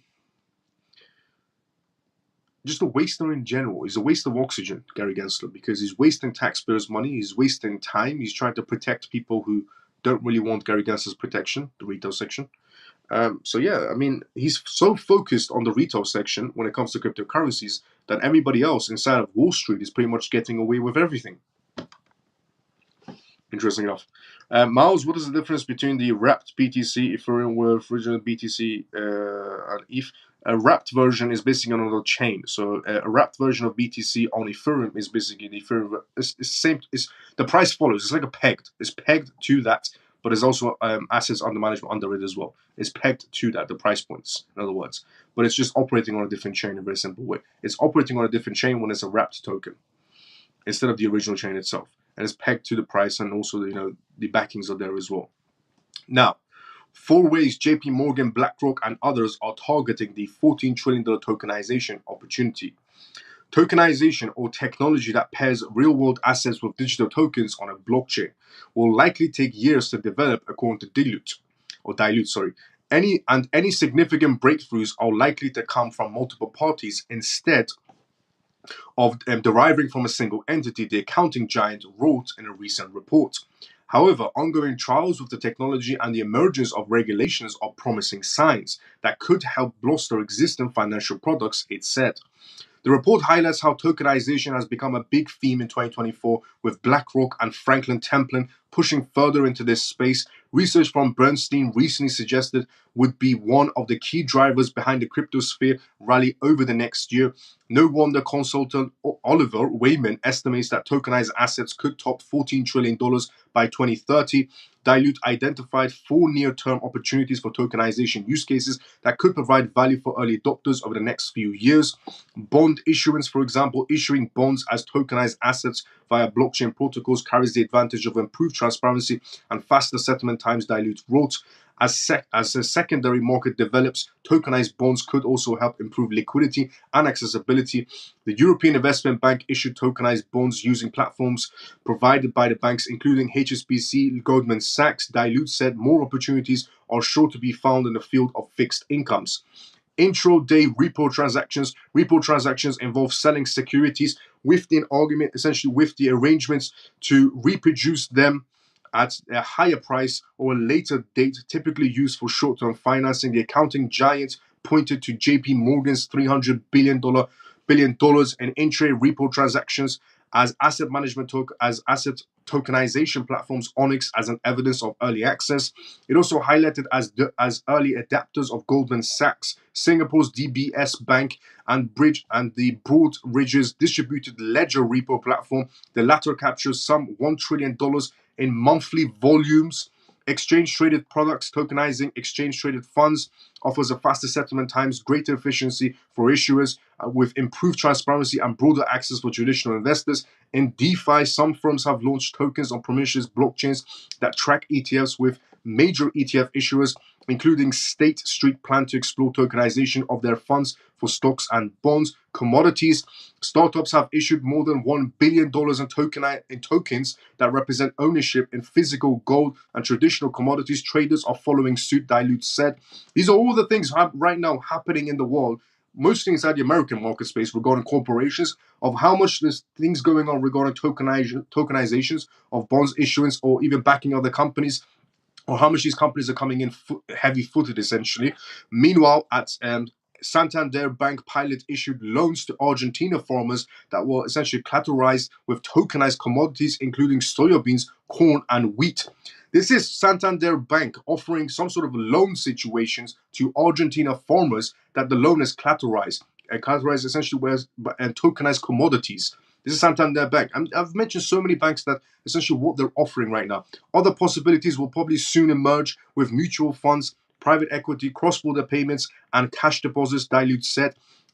Regulatory challenges stem from the need for clear guidelines for tokenized securities, which create significant compliance complexities that vary by jurisdiction, Dilute said. Technological and operation risks also arise as tokenization integrates into existing financial infrastructures, bringing potential cybersecurity threats and governance issues as well, maybe in the future. Market volatility, meanwhile, may increase due to faster transaction speeds and automation of tokenizations, leading to quicker market corrections and heightened financial instability. Strategic shifts in business models to accumulate tokenizations could also disrupt traditional financial roles and revenue streams, and dilute said. At the same time, interoperability concerns, privacy issues, effective key management, and the sustainability of asset values poses additional significant challenges, it said. These are all the things that's happening right now around the world regarding tokenization and regarding tokenization of bonds, tokenization of loans with JP Morgan, Santander Bank, HSBC Bank. I mean, the list just goes on with all the banks that were talking about that regarding what's actually happening when it comes to the blockchain sector. A lot is happening around the world, but nobody mentions all of these things because everybody's interested in the next zoo animal token instead of realizing that the real purpose of crypto was essentially utility, and that utility pot is actually being used in the banks.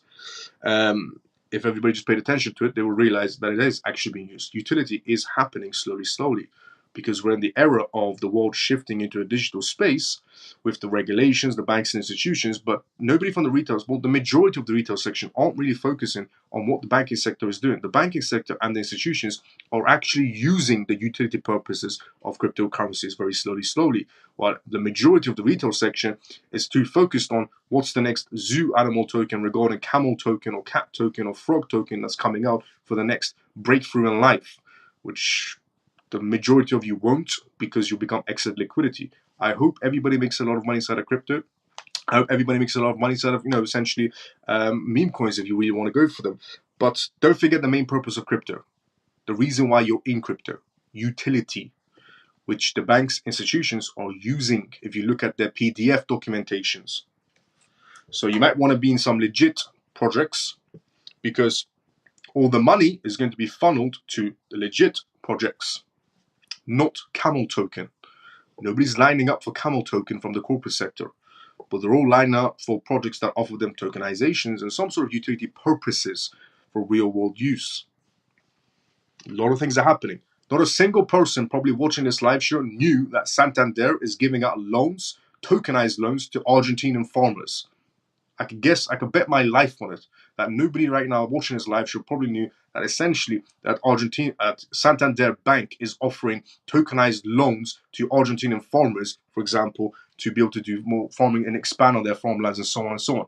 But these are things that everybody should be aware of, and this is why you should be tuning into this live show every single night. Now, we're not done. There's still a lot to go through as well. Robinhood CEO states that Americans deserve access to crypto assets, which we already went through on tonight's live show, sorry. And Wisdom Tree is the next news to go from tonight's live show. Wisdom Tree's crypto business goes live in New York is the next part of this live show to go through. Miles, is the rap question? Yeah. Also, just to point out, if you're watching this live show for the first time ever, welcome to the CMF live show. I do this live show every single night at this exact same time, around 11:25 p.m. UK time we start, on X Live and on YouTube Live. So if you enjoy this live show, drop a follow, drop a like, and tune into it every single night. Everything I do is completely free source. I read out the news, we do Q&As, and we have a Telegram group as well, which is also free source as well. And if you're wondering what my background is, I'm inside the corporate sector, but I'll tell you now. Apologies about that. My background is in business, finance, tech, law, and cybersecurity. And I also own a blockchain startup company as well, but I don't offer any products and so on and so on. So I don't promote my own business at all. And everything I provide is completely free of source. But definitely join a Telegram group as well. It's completely free. Amazing place to be in. Now, going back to this. Wisdom Tree. Wisdom Tree's crypto business goes live in New York against big shareholder wishes. The asset manager's largest shareholder is urging investors to vote against the reappointment of the firm's CEO, Jonathan Steinberg, who has led the firm's business towards decentralized finance. Wisdom Tree's digital asset app, which offers users access to Bitcoin and Ethereum, as well as dollars and gold tokens, on Thursday became available to customers in New York, even as CEO Jonathan Steinberg is under pressure from the shareholders as a result of the investment company's push into decentralized finance. So Wisdom Tree's, now I did reveal about a while ago that Wisdom Tree is building a crypto platform. And Wisdom Tree's crypto platform was going to be originally launched in New York, and it did. It just got launched on Thursday. regarding Wisdom Tree, regarding their crypto platform, and institutions, corporations and corporate investors could have access to Wisdom Tree, which broadens the range of money coming in, essentially inflowing into the crypto sector, mainly towards right now so far Bitcoin, Ethereum, and gold tokens since of Thursday. But obviously, Wisdom Tree is going to be offering a lot more tokens as they process through. But this is good. Honestly, these are the slow footsteps we needed from traditional aspects connecting to digital market space. Now, Wisdom Tree's digital asset app, which offers users access to Bitcoin and Ethereum, as well as dollars and gold tokens, on Thursday became available to customers in New York. Even as CEO Jonathan Steinberg is under pressure from shareholders as a result of the investment company's push into decentralized finance. The app is called Wisdom Tree Prime. Launched into, actually, my bad, not only did it launch in New York, but it also launched in 21 states and received a charter to operate as a limited process trust company under the New York banking law in March. It lets users save, spend, and invest in digital assets on-chain using the Stellar and Ethereum blockchains, which share ownership records, Stellar and Ethereum. Since we first entered, this is what they said word for word, coming out of Wisdom Tree. Since we first entered app stores in select states, we have exhibited strong momentum across all fronts, including new digital fund launches, payment capabilities, and collaboration with regulators. Will Peck, head of digital assets at the firm, said in a press release. Wisdom Tree's digital asset plans however, have caused headaches for Steinberg, the Financial Times reported earlier this week. The firm's biggest shareholder, Graham Tocqueville, chairman of the EFTS Capital, doesn't agree with the firm's strong push into DeFi and has urged investors to vote against the reappointment of Steinberg. Now, there is an issue going on right now with the CEO, let's say, for example, of Wisdom Tree. Because Wisdom Tree has a lot of investors invested into them, some of those investors do not like the idea of cryptocurrencies at all. And it's coming to a stage where Steinberg needs to be replaced. Now, Steinberg, the CEO, is essentially telling everybody to keep him in. There are many other investors who do not want to keep him in. So if he stays, the app stays. If he goes, the app is most likely going to be voted out. According to the Financial Times, Tocqueville told shareholders that Steinberg's innovatives, essentially regarding DeFi, have been massive distractions and utter unsuccessful. The Australian businessman became an important shareholder of Wisdom Tree in 2018 when the firm acquired the European arm of ETF Securities, which Tocqueville founded in 2005. One second.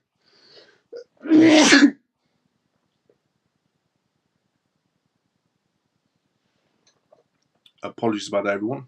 Did not know where that came from. Sorry about that, everyone. Whoa.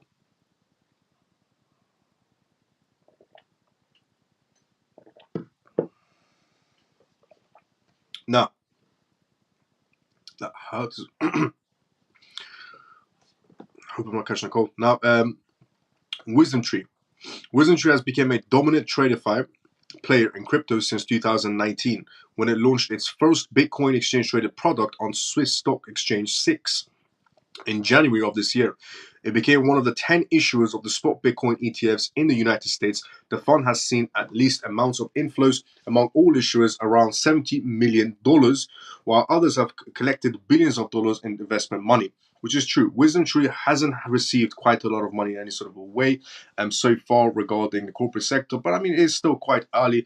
Now, the reason why they're trying to get rid of the app and most likely trying to get rid of him is because everybody else's fund regarding BlackRock and Franklin Templeton and Fidelity and ARK Invest and so on, everybody else is bringing in quite a lot of inflows. Wisdom Tree is not bringing in the numbers they expected, and therefore they want to get rid of the app, which is a very odd move to do because we're slowly, expanding, and there are so many things happening regarding BlackRock. So it's very odd that somebody wants to do this. But nevertheless, he's still the CEO, and his word still counts so far. Now, the insurance giant announces investing in Bitcoin ETFs. Is the next news we're going to be going through. A massive insurance giant is going to be investing into Bitcoin ETFs. But before we do that, let's go inside the comment section.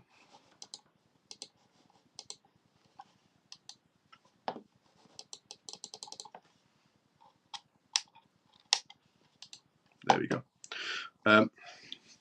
For the first time, I couldn't comment on X, so YouTube now. Hi everyone, XRP, good to see how you're doing. Bless you, God bless you. Carol, thank you. XRP, bless you, thank you. Mike, cheers, brother. Girasol, thank you so much as well. Carol, let's go, thank you. And XRP, thank you as well. Now, to go through this news.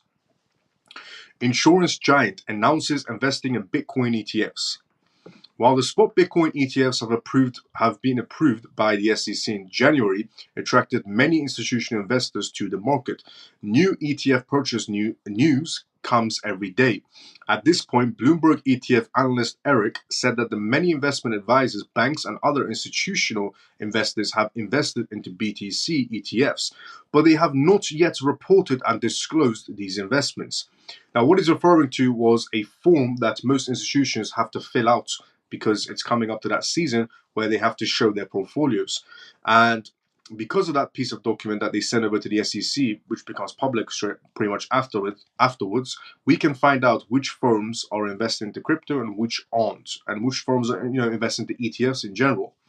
So while many corporate companies have recently reported their ETF exposure in line with this determination, Eric, the latest statements came from the issuance of the giant Mass Mutual. According to the leading insurance company's Mass Mutual reported exposure to Bitcoin ETFs in its 13F filings, which is the form that all these institutions are filling out right now. They're all filling out a 13F filing. If you want to know who's holding Bitcoin regarding ETFs or who's holding any other crypto assets, look at their 13F filings. All of these corporations inside of the United States, they're all filing one. If you want to see who's holding and who's not, that's how you can find out. The investment amount of Mass Mutual, which brought it from the Grayscale ETF, was for now not disclosed, but it has brought some. This is not the first Bitcoin investment by the famous insurance company Mass Mutual, because the company purchased a large amount of Bitcoin through New York-based digital investment group NYDIG in 2020. Mass Mutual was founded in 1851 and has approximately 5 million customers and had previously invested into Bitcoin worth of Bitcoin $100 million. So Mass Mutual has been investing into Bitcoin. They have an investment fund of Bitcoin, just Bitcoin itself, not ETFs, but Bitcoin itself, about $100 million. Mass Mutual. And now, because of their F13 filings that they recently did, they have exposure to essentially Bitcoin ETFs as well. So once that becomes disclosed, so we can see what it is, we'll be able to find out how much they're actually holding regarding their Bitcoin ETFs as well. Now, regarding their Bitcoin assets themselves, is around $100 million they're holding so far. A lot of institutions are holding crypto assets. But have you realized one thing? Not a single corporation, not a single major institution has came out and said we're holding Pepe or Floki Inu or any other meme coins. I mean, there are a few meme coins that will probably survive even the apocalypse. Honestly, there are a few meme coins I would have to say that will probably even survive the apocalypse. I'm not even joking. Dogecoin will survive pretty much anything that's thrown at it. Shiba Inu will survive, in my opinion, anything thrown at it. Lunacy will survive anything thrown at it as well.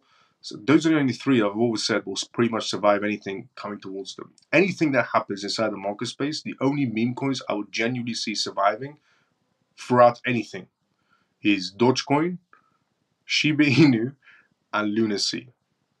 Honestly, those are the only three I see surviving even the apocalypse. Now, the next news to go from tonight's live show is European Union. But it's interesting that none of these corporations are holding any of these meme coins. Not even Grayscale. Grayscale has a crypto portfolio. Grayscale is holding Bitcoin, Ethereum in their crypto portfolio. They're holding XRP. They're holding AVAX. And they used to hold Cardano, but they sold it. They're holding Solana as well. Now, and then you have people who are criticizing XRP. But Grayscale's holding XRP. It's public. Grayscale is holding XRP inside their portfolio. They're actually holding Bitcoin, number one, Ethereum, number two, Solana, XRP, AVAX in their crypto portfolio. Now, European Union is preparing for a bigger move than Bitcoin ETF. Is the next news to go from tonight's live show, and it's this. European Union is preparing for a bigger move than Bitcoin ETFs. Imagine that one. While the SEC's decision on spot Ethereum ETF applications in May was eagerly awaited in the cryptocurrency market, an important move came from the European Union.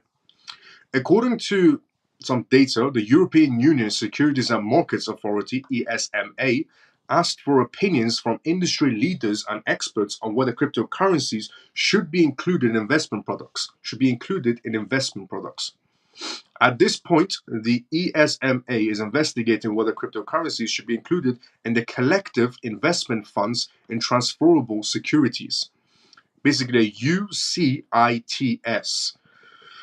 A little bit different from an ETF, and I'll explain why. Evaluating this move, experts stated that it is a move that could enable cryptocurrencies to access a larger market than spot Bitcoin ETFs. It's true. If we do get a UCITS instead of ETFs inside of the EU markets when it comes to Bitcoin, Ethereum, or any other asset, they're going to be doing this too. Yes, because then they're going to have European grade inside the market space regarding crypto assets, which means cryptocurrencies will go from reliability of being here to here in the eyes of corporations inside of the EU markets. Honestly, if cryptocurrencies get a UCITS, they genuinely will be seen as reliable assets. Obviously, they'll still be seen as volatile assets, but they'll be seen as a much more reliable asset if they get that European grade going on. So it is bigger than ETFs, true. Evaluating this move, now if we do get also UTSs inside any other jurisdictions would be good as well, but evaluating this move, experts stated that it is not a move that could enable it's a move that can enable cryptocurrencies to have an access to a larger market than spot Bitcoin ETFs. This move opens the door to a wider access to cryptocurrencies through UCITSs, a market of $12 trillion. The market space for the UCITS inside of the EU market space is around 12 trillion euros. 12 trillion euro. 12 trillion euros is the market space for the UCITSs if they get that. I hope they do. Financial regulations, and I think they will do. Financial regulations expert Sean said a statement. If the ESMA is convinced that cryptocurrencies should be included in investment products, this will be the final step in popularizing cryptocurrencies in Europe. As I said, cryptocurrencies, honestly, in the eyes of any sort of institution, especially in the EU markets, cryptocurrencies' reliability will go from here to here if they get this, which is massive. Do you understand the amount of money that's going to be flowing into it? It's crazy. If ESMA is convinced that cryptocurrencies should be included in investment products, this will be final step in popularizing cryptocurrencies in the EU markets. After this move, more people will turn to cryptocurrencies and everything will change. Tuffy also pointed out, Sean also pointed out that the US and Hong Kong regulators approved spot Bitcoin ETFs this year as well. And many new investors came to the cryptocurrency sector because of that as well. And finally, experts added that the impact of the ESMAs in conclusion of cryptocurrencies within UCITSs will be more important than that of the US spot ETFs. Now, the EU obviously wants a piece of the pie as well when it comes to crypto action. And, the US has Bitcoin ETFs. The EU could have their own version of an ETF, which is better than an ETF, UCITS, which brings a lot more credibility to the crypto space. And it gives it access to a $12 trillion market space, 12 trillion euro market space. It's crazy. Now, what does UCTIS mean, basically? A UCITS, or undertakings for the collective investment in transferable securities, are investment funds regulated at a European Union level. So cryptocurrencies will be regulated at a European Union level. They account for around 75% of all collective investments in Europe. The legislative instruments covering these funds is directive as well, which is from 2014-91 EU. Honestly, that is absolutely massive news coming outside of the EU. This gets green lighted, forget about Bitcoin ETFs, because this just opened up a whole new avenue stream of money coming into the crypto markets. Because It'll be easier, first of all. It wouldn't be one by one. It will be a multitude of cryptocurrencies collectively moving forward at the European level, European Union grade level. So it wouldn't just be, one first, then the second one, then the third one. Most likely they're going to be a collective group and push it forward, which means it opens up the crypto space for legitimate crypto projects to a 12 trillion euro market space. 12 trillion. Absolutely crazy. Now, we have also come to the endings of this live show as well. We went through a lot of news. I went through it very quickly because I don't want to make it a 2 hour and a half or 3 hour live show for everyone. Live show basically. But we went through a lot of news. It's quite impactful and quite compact at the same time, the news. So just to do a little gist of what we talked about, just in case anybody did tune in late. So we did talk about quite a lot of things. I mean, I have 45 pages of notes that we just went through in this space. So I talked about how Binance has been slapped with a $4.4 million fine by the Canadian government that nobody's talking about. Everybody's talking about how the DWF situation is going on regarding Binance. But Binance is also being fined by the Canadian government for not reporting around 5,000 plus 5,902 transactions. Binance did not report that were over 10,000 Canadian dollars, and now they're being fined for $4.4 million by the Canadian government. And ironically, again, Coinbase is expanding into Canada, but Binance isn't. Then we talked about the digital currency group, how they're doing incredibly well, even though battling out in lawsuits regarding $1 billion lawsuit, $2 billion, and a $3 billion lawsuit that's going on. And they're involved with GBDC, Grayscale in other words. And so far, digital currency group, they're still standing, doing quite strong movements inside the market space, especially inside the crypto sector. But also Grayscale is still going strong as well, even though they had a massive sell-off going on regarding their Bitcoin ETFs. And also their GBTC sell-offs, around 1 billion sell-offs happened, but they're still going strong, very, very strong on their profits. We talked about how Binance, regarding their DWF situation, Binance is saying it's absolute complete lies, and so is basically DWF. And all of this is coming with no evidence. Everybody's talking about how DWF has came out and blatantly, everybody's talking about how DWF and Binance had this special agreements going on where they were manipulating the market space, but there was zero evidence. Now, I'm not saying they're completely clean, but there was zero evidence, and you should never, point anything out to anybody unless you have evidence. And this also is coming from a Wall Street Journal source. The Wall Street Journal, as I said previously, the Wall Street Journal is as reliable as a thin piece of toilet paper. Honestly, the Wall Street Journal hates the crypto space. The amount of massive lies the Wall Street Journal has written about the crypto space is ridiculous if you go through all of their lies. And some of those articles were re-edited because the lies were too much.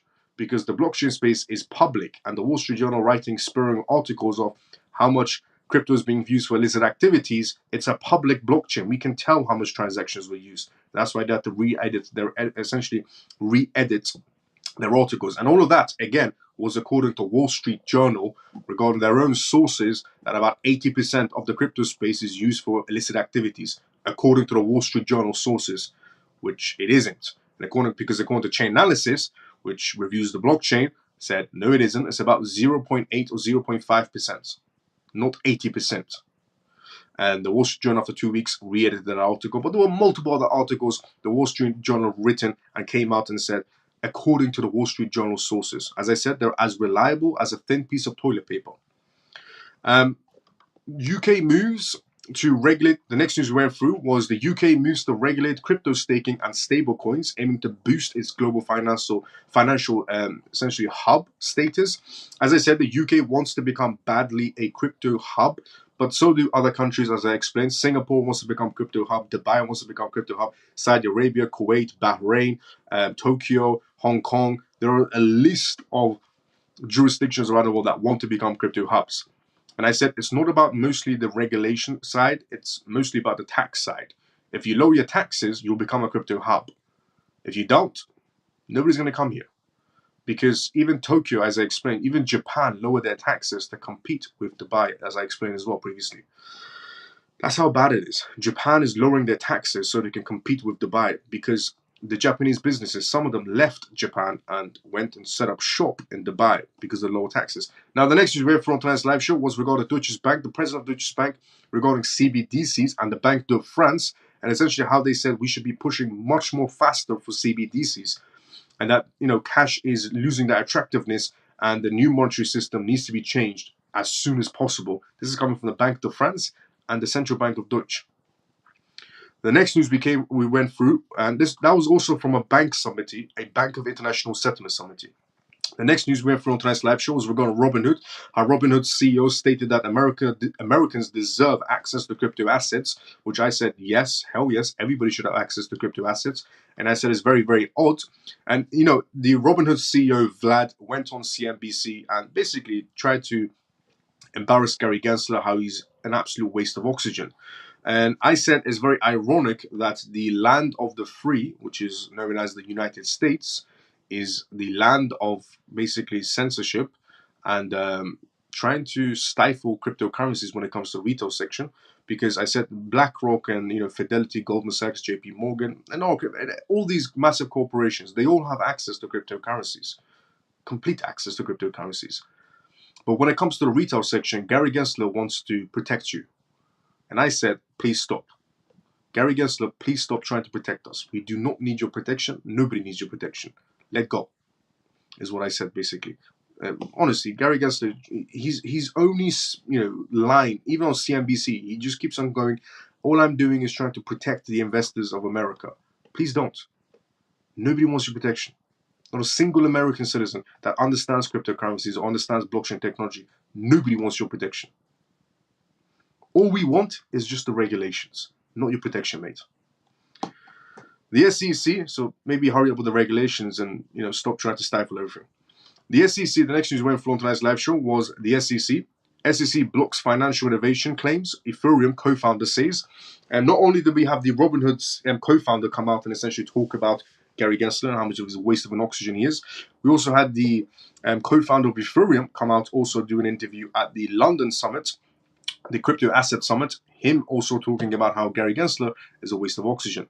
We also talked about the Bloomberg analyst and how he revealed Grayscale, some information that you should have known about Grayscale, because Grayscale recently withdrew their application regarding their Ethereum futures ETF, which I revealed yesterday on the live show.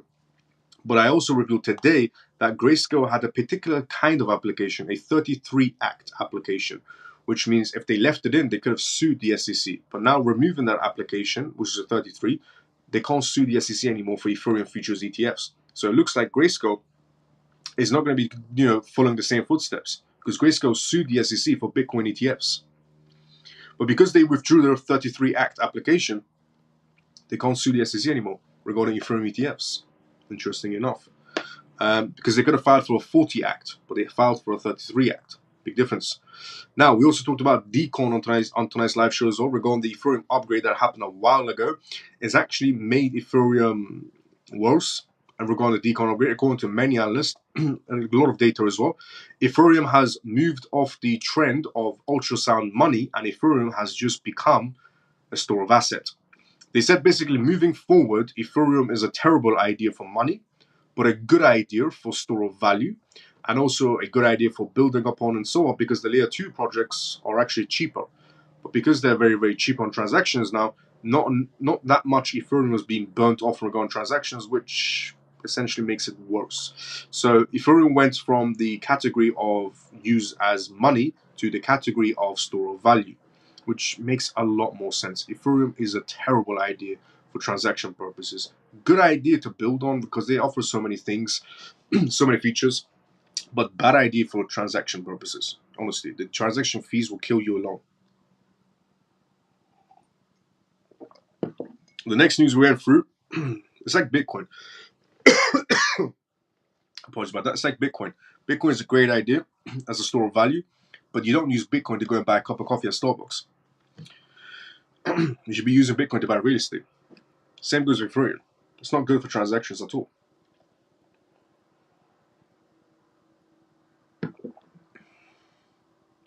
Now, we also talked about basically how a former commissioner of the SEC came out and said basically that Gary Gensler has decided to take the expensive route rather than the regulation route. So a former SEC member from 2008 to 2013, has came out and said that Gary Gensler should be, introducing laws. And he said all of these things at a Miami Tokenize This 2024 event conference. So he's saying this in front of a massive audience, talking about Gary Gensler, and he's a former SEC member from 2008 to 2013.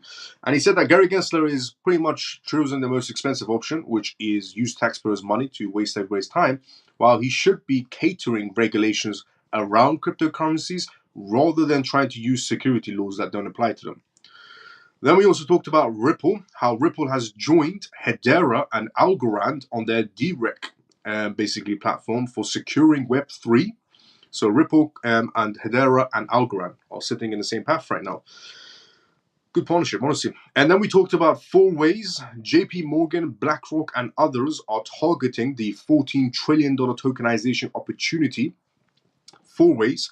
There was actually quite a lot of information that we went through regarding so many things that's happening regarding the banking sector and regarding the institutional sector. Now you can obviously watch this live show on repeat and you can get that full info, because I'm just doing a gist because it is at the end of the live show of everything we talked about. But once you rewatch the live show, there's a lot of data, a lot of information of so many banks that essentially, for example, was a lot of people didn't know that Santander Bank is offering tokenized loans to Argentina farmers, for example, or HSBC Bank regarding the tokenizations they're actually doing. But rewatch the live show. I'm just doing the gist now at the end of the live show, and you'll get the information. I also talked about Robinhood's CEO, how he stated that the Americans deserves obviously a better opportunity. That's true. And then I talked about Wisdom Tree. How their crypto business app has gone live in crypto, even that the CEO might be losing his position in Wisdom Tree, but the Wisdom Tree app, which is called Wisdom Tree Prime, is now offering crypto services to corporations instead of New York. And then I talked about how the insurance giant announces an investment in Bitcoin ETFs, which was Mass Mutual. Mass Mutual recently filed in their 13F filings to the SEC, which means we can see their exposure to cryptocurrencies. And so far, we do know that they are invested $100 million into Bitcoin so far. Mass Mutual has invested into Bitcoin about $100 million. Now, the other exposure regarding the ETF Bitcoins, we'll find out very soon as well, because of their F13 filings. A lot of corporations filed this in with the SEC, so we'll be able to find out what they own also inside the corporate sector. We also talked about the European Union, how they're preparing for a bigger move than Bitcoin ETFs, which is essentially they're going to be offering a UCITS, which is massive, honestly, because it puts cryptocurrencies at the same level of a European Union grade, and it gives them access to a $12 trillion euro market space. And honestly, as I said previously, it takes the reliability of cryptocurrencies from here, in the eyes of corporations, institutions, the ones that have the money, to here, if they get a UCITS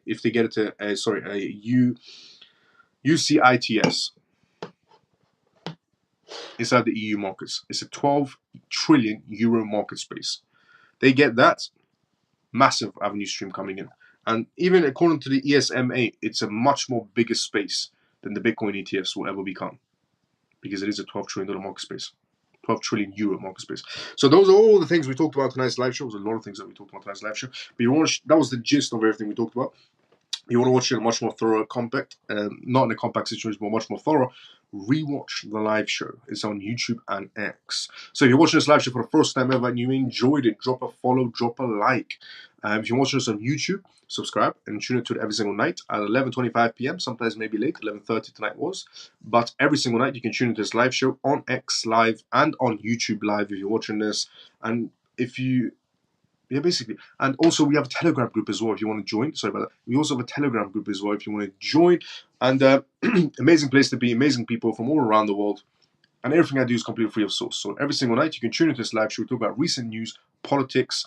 We talk about blockchain, CBDCs, so many things that you should be fully aware of if you're inside the crypto sector to expand your knowledge. And it's completely free of source. So we have come to that time of the live show where I do the outro, which is Thank you so much to everybody that was tuning in on tonight's live show. Thank you so much to the CMF for tuning in every single night. CMF, thank you so much to every single one of you for retweeting this live show on X, tapping on the screen on X, or tapping on the screen on YouTube. I appreciate it a lot. Honestly, thank you so much to every single one of you. I will be seeing everybody tomorrow, same timing as usual. Everybody have a great day or a good night, depending on where you're around the world. See everybody tomorrow, same timing as usual. Before we do that, let me go inside the comment section. Oops, I pressed back by mistake. Here we go. And everybody's comments disappeared because I pressed back by mistake. I'm not gonna read them off the screen. No, I can't do that either. I called into Halifax branch asking questions about crypto, and the cashier asked me to leave and reply was a scam. XLP's case month's done as well. Yep. I think FTM. Yeah, sorry, the previous comments disappeared because I pressed the refresh button on my screen on my MacBook Pro for some oddly reason, and some of the comments disappeared. Apologies about everyone. So I'm just reading off the screen now. Good night, bro. Bello, see you tomorrow sometime as usual. Iman, see you tomorrow sometime as usual as well. Good night, everyone. See you tomorrow. Orphan, see you tomorrow sometime as usual. I think Phantom and Near Protocol will be big as well. Yes, they will be big as well. Phantom, good. Near Protocol, amazing. Near Protocol is a great project. Good night, Miles and family. Troy, see you tomorrow sometime as usual as well. So, see everybody tomorrow. Same timing as usual. Everybody have... That's okay, Miles. See you tomorrow. Take care. Mike, see you tomorrow, same time as usual as well. I'll see everybody tomorrow, same time as usual. Everybody have a great day or good night, depending on where you're around the world. CMF, see you tomorrow, same time as usual.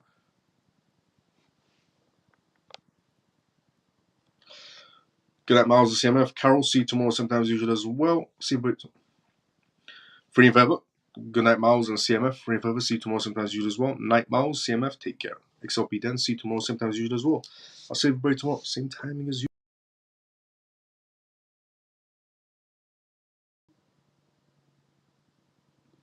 The screen disappeared for a second. See everybody tomorrow, same time as usual. I don't know why the platform's doing this. See everybody. See you tomorrow, same time as usual. Everybody have a great day or a good night, depending on where you're around the world. The platform's freezing for some reason.